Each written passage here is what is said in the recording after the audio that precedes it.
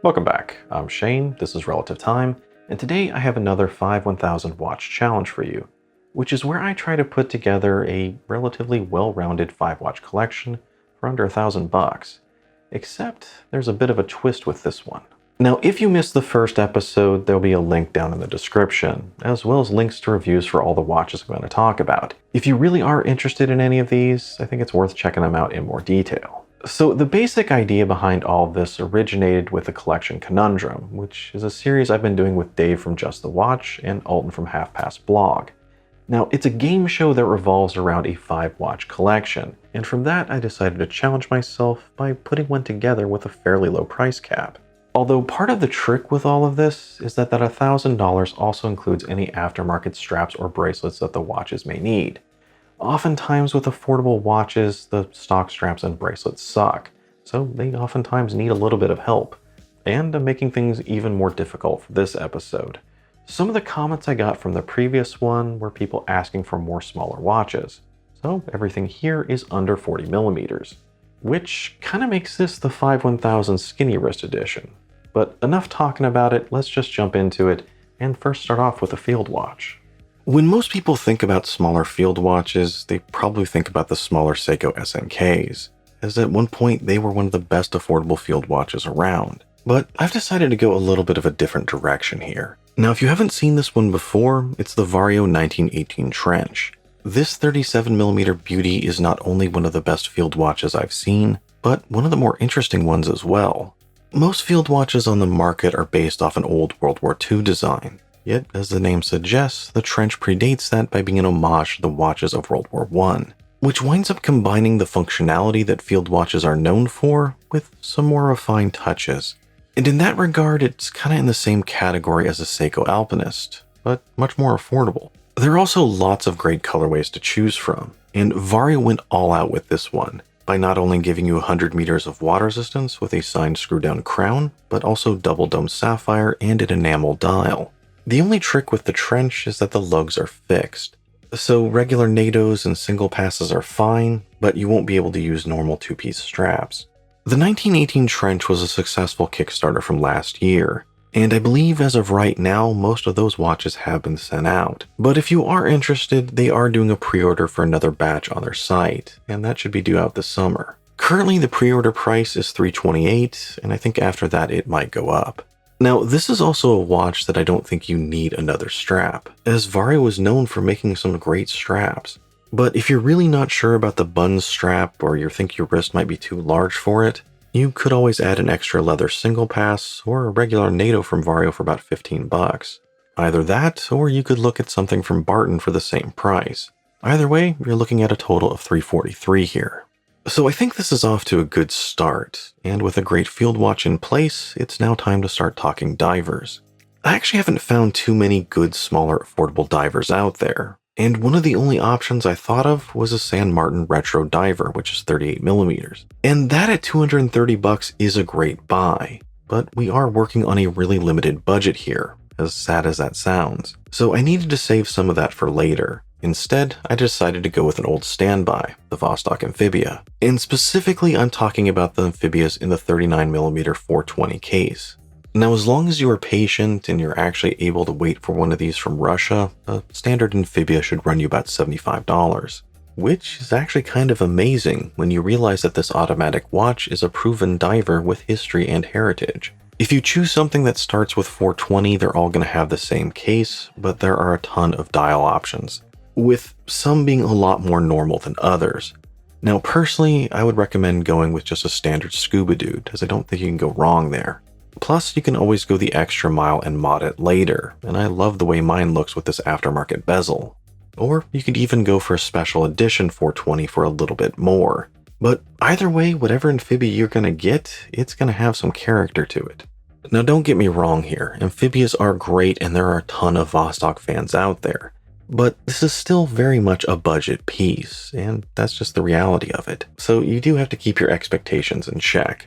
Now, with a standard Amphibia, you're talking a polymer crystal, some so-so lume, a chrome-plated crown, and an absolute crap bracelet, as well as a design that functions just a little bit differently than many of the other standard divers out there. Now, some people hate those differences, but Vostok fans embrace them for just being enduring quirks, which is why Vostok fans, as well as Vostoks themselves, tend to multiply.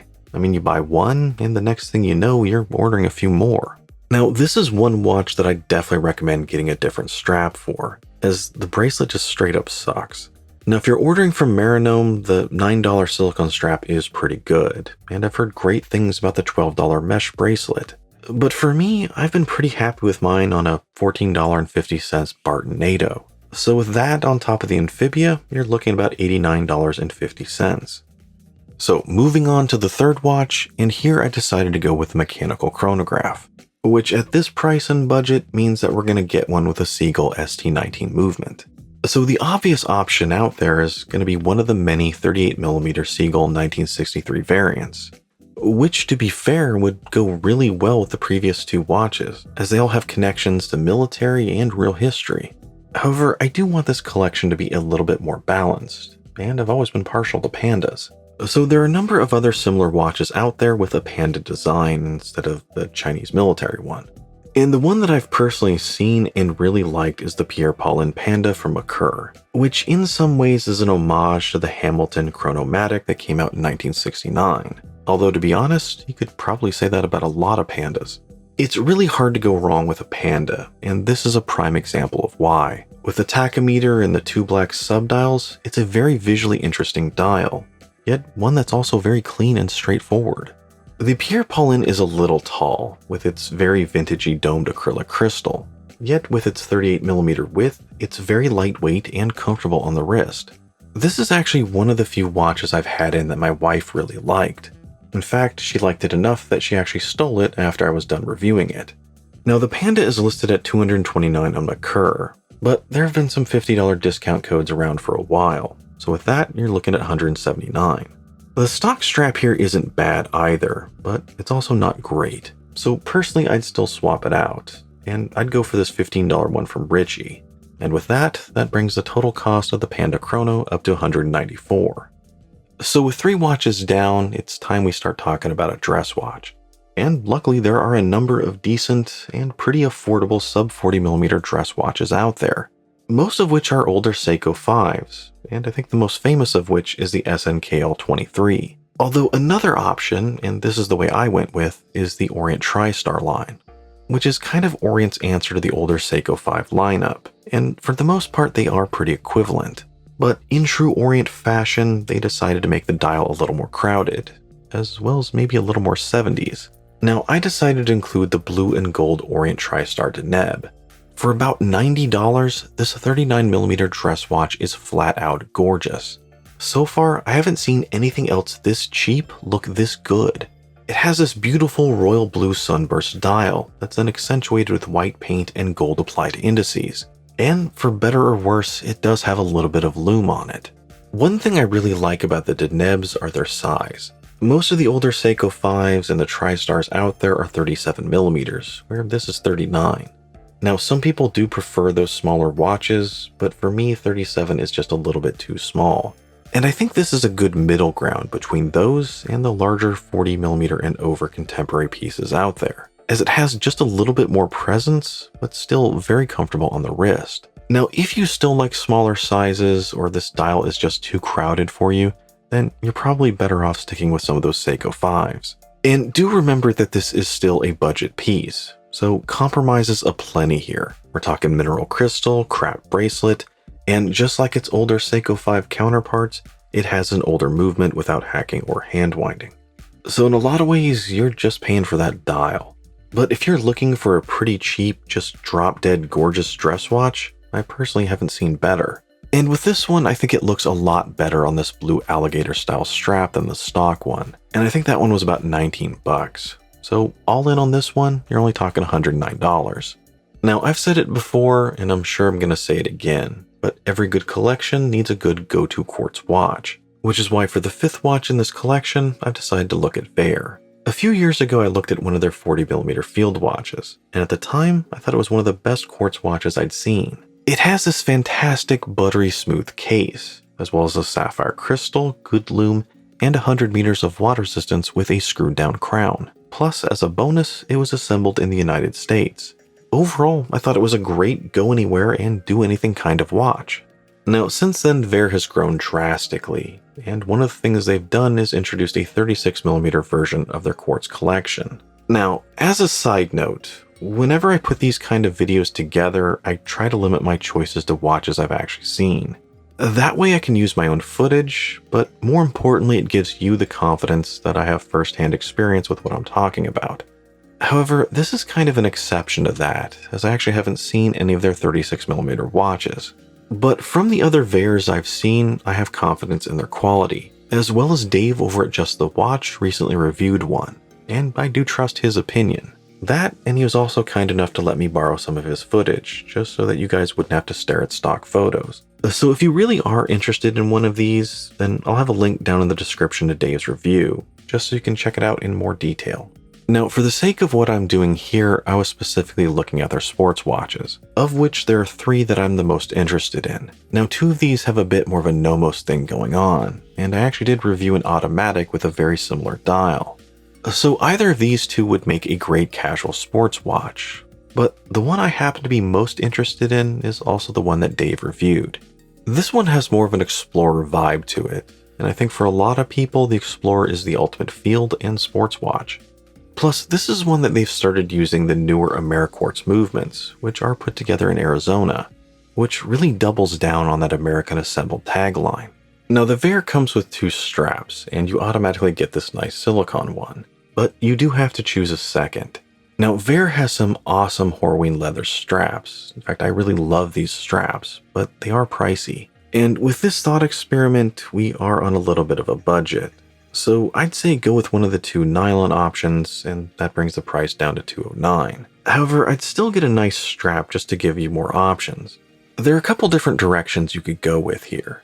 The first is this really cool $19 black and orange sailcloth strap from Ritchie. It's very budget friendly, and I think it would look great with a watch. Or if you want something a bit more dressy, you could get a very nice distressed leather strap from Vaer for about $42. But neither of those are completely water friendly, and as a sports watch, you might wind up taking this in some water. So the strap I would go with is a newer Cordura silicone hybrid from Barton, and those are about $40. This seems to give you the best of both worlds, and they are extremely comfortable. And I think it really matches that go anywhere, do anything kind of spirit that the watch has. So with that Barton strap, we're looking at a total of $249 for the Vaer. And with that, our 5-watch collection is complete. And we're looking at a grand total of $984.50, which of course doesn't include shipping or taxes. But overall, that's not bad for a pretty balanced collection, as you have something for pretty much every occasion. Now, before we wrap things up, I want to mention one more watch, kind of an honorable mention. You see, the 5 watches I just listed is actually a revised or second version from what I had originally planned. Originally, I had a collection that was based around one central cornerstone piece, which is my Orient Star Standard, the watch I affectionately refer to as the Chesire. Now, I love this watch dearly, and I think it's an extremely versatile piece. It's a 38.5mm watch, and I feel it's kind of Orient Star's answer to the now dead Seiko Sarb 033. And in true Orient fashion, they kind of did their own thing with it and kind of overly complicated it. When I was originally planning this video, you could find this watch for about $369 from Joma Shop. And there are still a few vendors out there that have lower prices on it, but everyone else seems to have creeped up closer to $500 or $600. So I still wanted to mention it because I do love this watch so much. But since the price fluctuates as much as it does, it didn't quite feel right to include it in this list with very limited and specific sale pricing. Especially since the whole point with that low price cap is to be a bit more realistic. I mean, it's always fun to do the ultimate what-if collections with no limitations, but that's not realistic. And I actually find this kind of thought experiment more fun by putting a really low hard limit on it. As with that, you can't get everything you want, and you have to balance the choices that you have in front of you. Now, I don't actually expect anyone to go out and buy all 5 of these watches, but one of the reasons I like doing this, other than just being a thought experiment for watch geeks, is because I know there are people out there who are looking for very affordable pieces, and with some channels they're often left out in the cold. So a video like this can give them some ideas that they didn't have before. Well, that about wraps it up for the second 5 1000 watch challenge. But let me know down below what you think about all of this, the entire idea, the watches I picked, and what watches you would pick. Plus, if you have any ideas for future 5-1000 episodes, let me know that as well. I have one more specific idea in mind, but after that I could use some help. Anyway, I'm Shane, this is Relative Time. Thanks for joining me.